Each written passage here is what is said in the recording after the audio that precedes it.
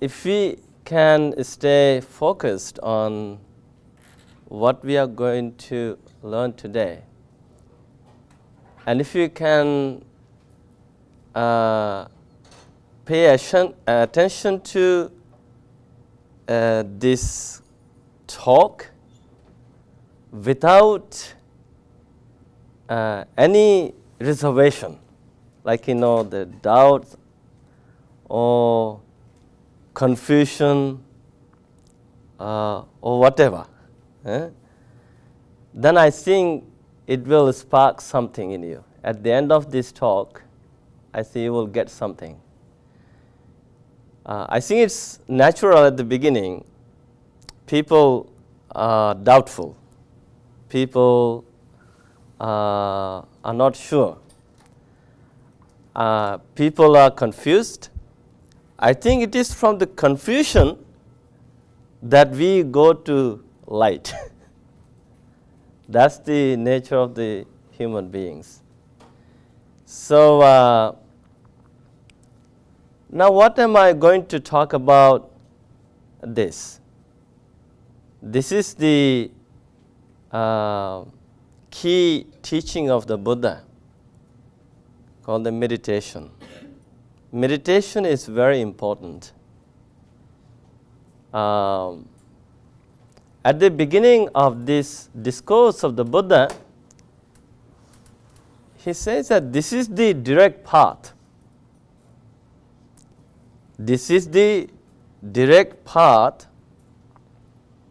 that leads to the purification of the human beings and to overcoming the sufferings, to transform your grief and stress and depression, anxiety to something positive, and to gain the higher knowledge and to realize Nibbana. Now, when we say Nibbana or Nirvana, it's not a particular state. And I think we human beings have this natural tendency to hang on to something. We want to go somewhere. We want to cling to something. I think that's where we feel kind of comfortable. But this meditation is not about clinging to something. This is all about letting go. Now this Nibbana or Nirvana can be experienced only from the complete letting go. Now when we say Nibbana or Nirvana, it is the complete freedom from all sufferings and pains. Okay? So now, to gain this freedom from suffering, you don't need to be a Buddhist. You don't need to be a Buddhist monk. Even as a layperson, you can gain this liberation, this freedom. But to get the freedom from the suffering, then you have to follow the path. You have to follow the steps. It's like when you go somewhere. Thanks to modern technology, now we have GPS. We all have smartphones. I also have a smartphone. I'm using an iPhone. I'm a monk of the 21st century, so so that's why people call me the urban Buddhist monk. So, even as monk, I have to follow the Madam Siri. You know Madam Siri? You don't know? In the GPS, whoever is giving the instruction, that's Madam Siri. You had no clue, huh? I thought you did. So you have to follow her to get to the destination. And if you don't follow her or take the wrong the road, she would keep telling over and over again. So anyways, so like that, we all have to follow this path, these instructions, to get to the what we are trying to experience. Now, before following the instructions, first we need to understand the conflict. We all have a conflict. What is that conflict would be? Do you have any clue? Huh? Attachment? Okay. So, okay, attachment is the conflict. Okay. Could there be anything else? Ego? Okay. So your ego is conflicting with everything. No matter whoever you are, is conflicting with everything.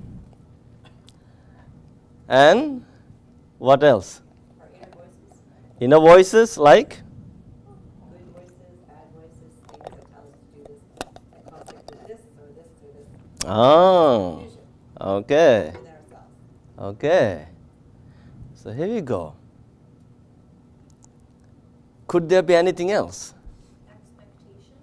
Expectations? What kind of expectations? All kinds? Yeah. Okay. Fear. Fear? Okay. Perceptions? Habits. Resistance? Habits. Habits? Doubts. Doubts? Judgment. Judgment? So these are the characteristics of the conflict. Can we say that? Okay. Now, this is in line with modern science that we have to understand. There is, I think people normally don't tend to look at this perspective, this conflict.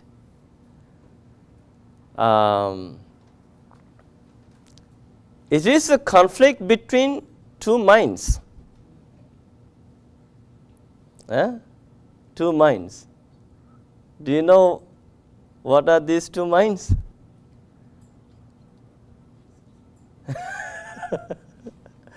My God, you thought we are here to learn, but he's asking questions.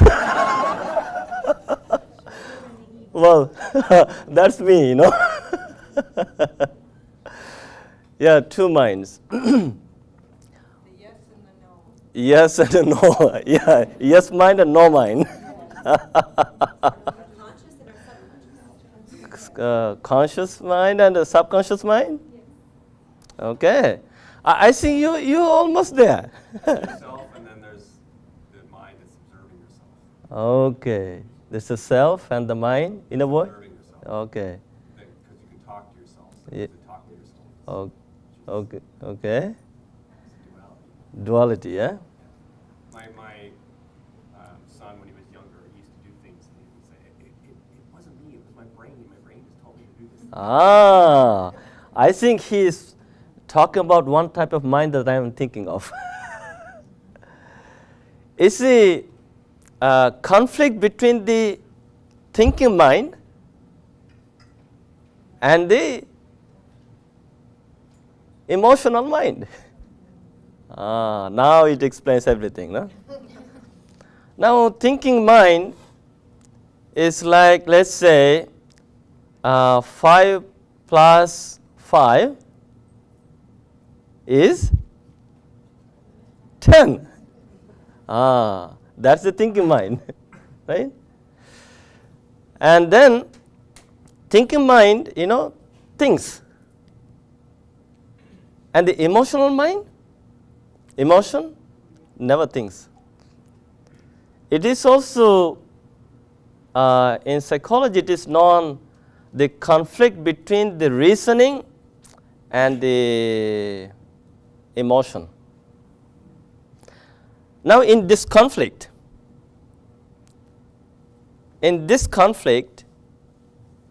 which one wins?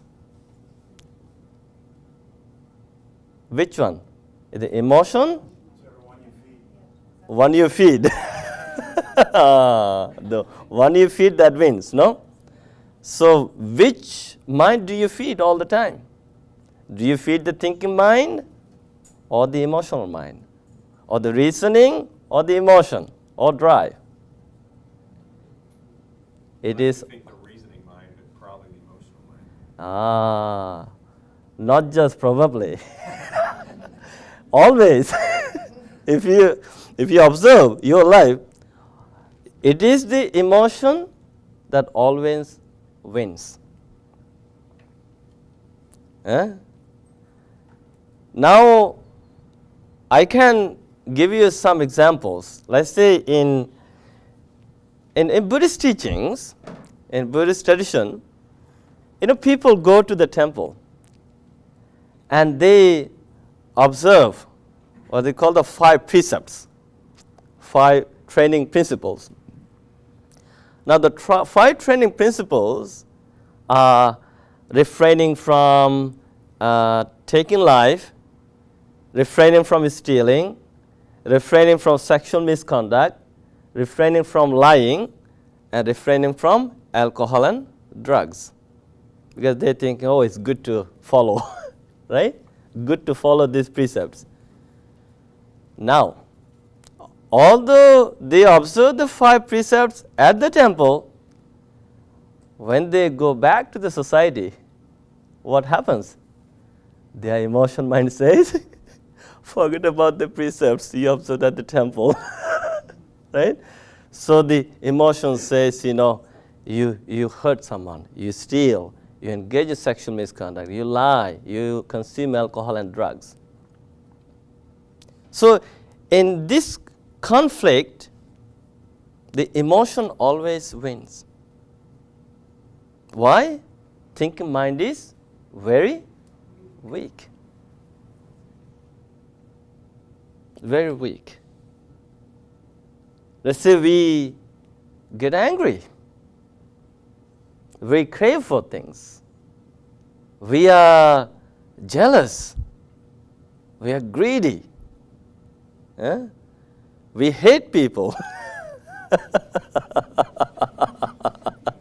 No? So then we do all this. Why?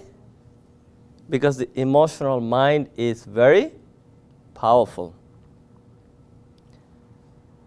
But the thing is, all these things are happening in our day-to-day life unconsciously. Unconsciously. We don't know. We are not aware of these things. So we are practicing these 4 foundations of mindfulness is to win over the emotion, to become conscious of the unconscious processes.